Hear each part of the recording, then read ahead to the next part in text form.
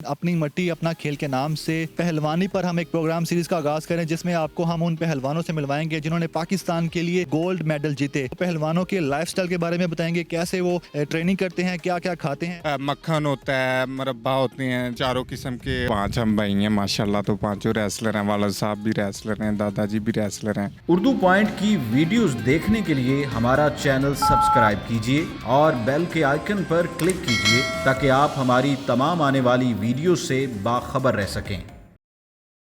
अस्सलाम वालेकुम, उर्दू पॉइंट में खुशामदीद। मैं हूं आपका मेज़बान उस्मान भट्ट। नाज़रीन, अपनी मट्टी अपना खेल के नाम से पहलवानी पर हम एक प्रोग्राम सीरीज़ का आगाज़ करें जिसमें आपको हम उन पहलवानों से मिलवाएंगे जिन्होंने पाकिस्तान के लिए गोल्ड मेडल जीते।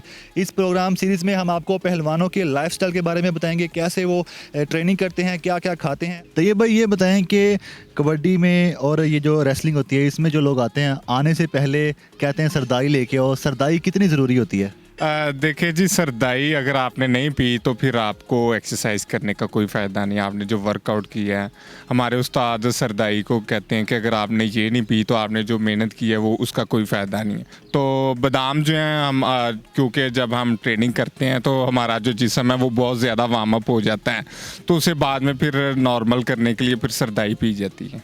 हमने अमूमन देखे हैं जितने भी पहलवान होते हैं उनके जिस्म काफ़ी लूज़ होते हैं, पेट लटक रहे होते हैं। आप कैसे इतने फिट हैं? आपने खुद को इतना फिट कैसे रखा हुआ है? आप पहलवान भी हैं।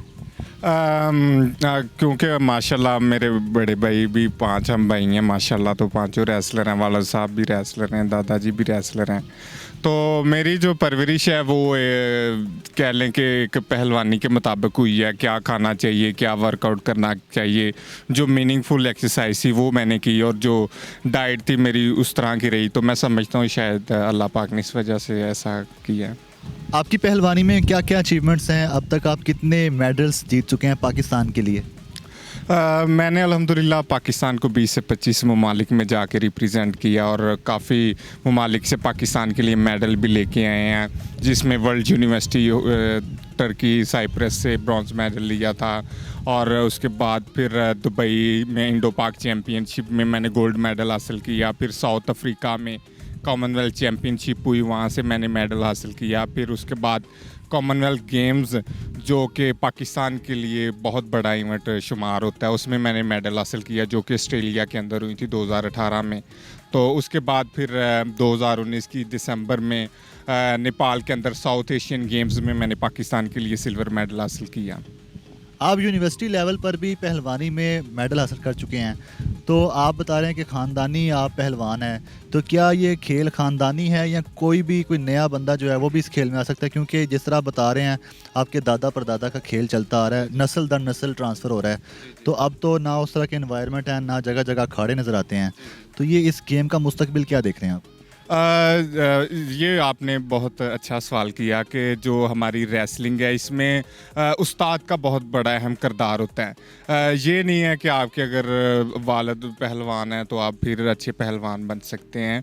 ये टैलेंट पर भी डिपेंड करता है, और साथ में आपका उस्ताद जो है वो उस पर डिपेंड करता है उसमें कितनी काबिलियत है।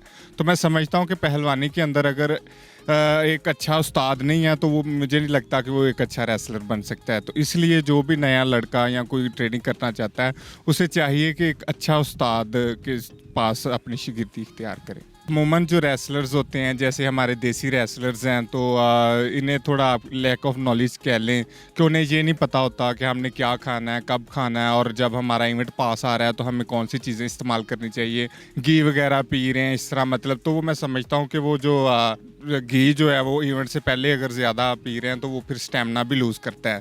अच्छा, तो ये भाई हम आपकी ट्रेनिंग के मुतालिक जानेंगे। जब आप अखाड़े में आते हैं किस तरह से अखाड़े को तैयार करते हैं, और फिर यहाँ पर ट्रेनिंग कितने घंटे करते हैं? ट्रेनिंग के अलावा आपकी क्या रूटीन होती है?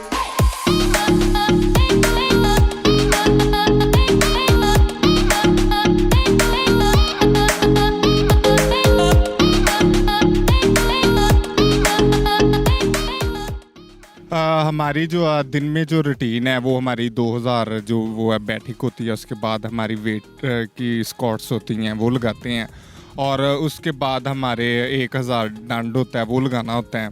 और उसके बाद फिर अखाड़े को खोदना होता है, उसके बाद फिर डमल्स वगैरह, मोगली, इस तरह फिर थोड़ा बेंच प्रेस वगैरह भी साथ में वेट ट्रेनिंग भी ऐड करते हैं। फिर वो एक टायर पड़ा हुआ है उसके साथ भी ट्रेनिंग करते हैं, रस्सा चढ़ना, ये सारा हमारा सुबह की ट्रेनिंग में होता है। और जो शाम को है वो हमारी रेसलिंग प्रैक्टिस होती है, जैसा कि हमने अभी की आप, तो उसमें हम उसमें तकरीबन 2 घंटा जो प्रैक्टिस रेसलिंग से ही करते हैं। पहले हम कुश्ती करते हैं, उसके बाद फिर हमारे उस्ताद हमें कहते हैं कि आप जी दाव की प्रैक्टिस करें। फिर हम दाव की प्रैक्टिस करते हैं और उसके बाद हमारा एक दूरा, हमारी जो ट्रेडिशनल लैंग्वेज है उसे दूरा कहते हैं, डांडा और बैठक को मिक्स करके लगाना, तो फिर हम वो लगाते हैं और उसके बाद फिर हम जो है मुगली फेरते हैं। ये बताएं, ये खेल क्या कोई एक्सपेंसिव खेल है क्या? मतलब जो लोग अफोर्ड नहीं कर सकते, क्योंकि बहुत से खेल ऐसे होते हैं लोगों को शौक होता है लेकिन अफोर्ड नहीं कर पाते, क्या ये खेल भी वैसा है कि इसको वही खेल सकता है जो अफोर्ड कर सकता है? ये बिल्कुल क्योंकि ये एक बहुत महंगा खेल है, तो मैं समझता हूँ कि अगर किसी ने एक अच्छा रेसलर बनना है तो उसे फिनेंशियली तौर पर स्ट्रांग भी होना चाहिए, क्योंकि अगर वो मेहनत कर रहा है तो उसमें खाली पहलवानी एक ऐसी गेम है जिसके अंदर आप अगर मेहनत तो कर रहे हैं, उसके साथ आपको डाइट की बहुत अहम ज़रूरत होती है।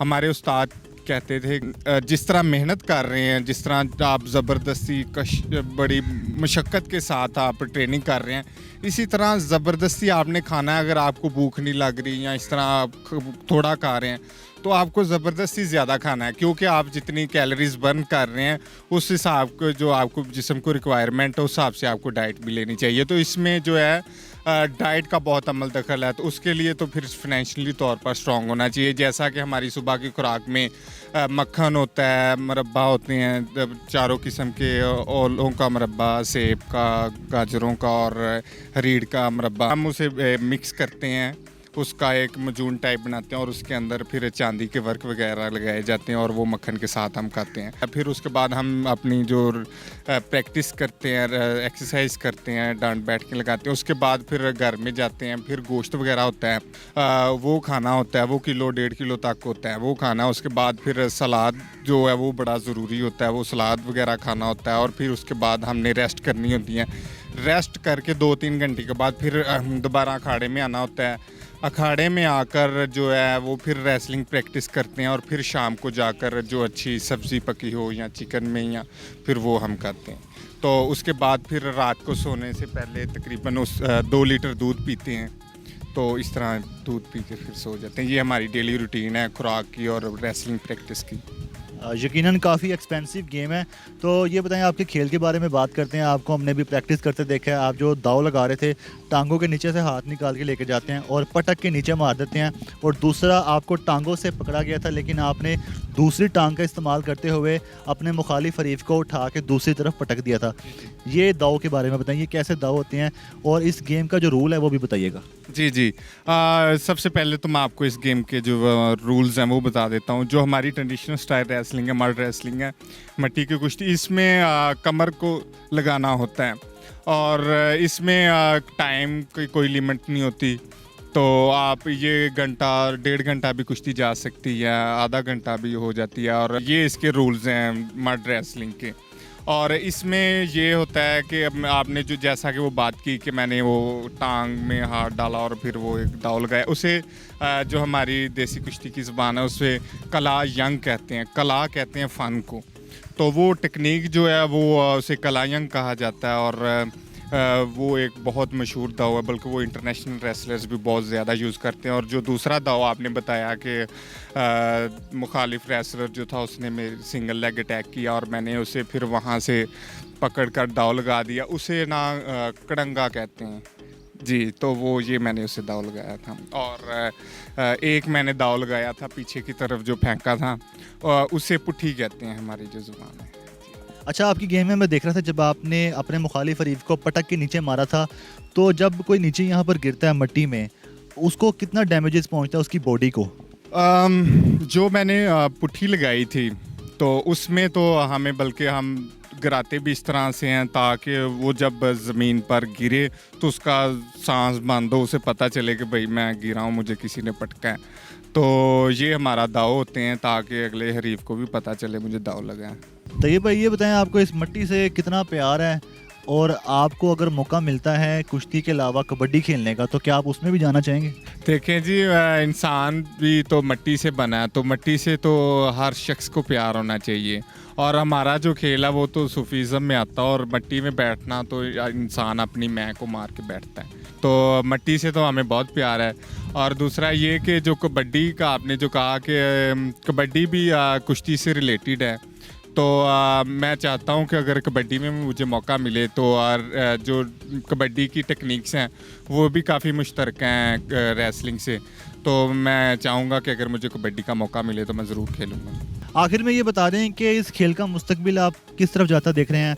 आज के दौर में माँ बाप अपने बच्चों को खेलों के मैदानों की तरफ भेजना चाहते हैं, लेकिन भेज नहीं पाते क्योंकि वो सोशल मीडिया में इतना स्टक हो चुके होते हैं और माँ बाप अपने बच्चों को फोर्स भी नहीं करते। तो इससे उन बच्चों का तो नुकसान हो ही रहा है, इस खेल को कितना नुकसान पहुँच रहा है?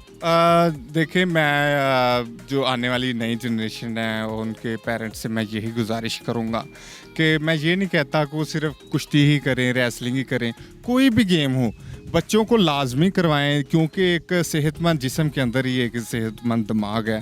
तो बच्चों को स्टडी पर भी आप फोकस दें, लेकिन साथ साथ उसे कोई ना कोई गेम चूज़ करवाएं ताकि उसकी हेल्थी एक्टिविटीज़ भी अच्छी रहें। और ज़ाहिर सी बात है, जब पाकिस्तान में तो बहुत ज़्यादा टैलेंट है, तो मैं समझता हूँ कि अगर हम अगर स्पोर्ट्स में अगर कोई वालिदैन अपने बच्चों को लेकर आते हैं तो इंशाल्लाह ताला उसमें से ऐसे भी एथलीट उभर कर आ सकते हैं जो पाकिस्तान का नाम रोशन करें, कौम का नाम रोशन करें। तो ज़्यादा से ज़्यादा जैसे कि आगे दौर आ रहा है, तो स्पोर्ट्स के अंदर जो है वो माँ बाप को चाहिए कि बच्चों को लाजमी कोई ना कोई स्पोर्ट्स लाजमी करवाएं।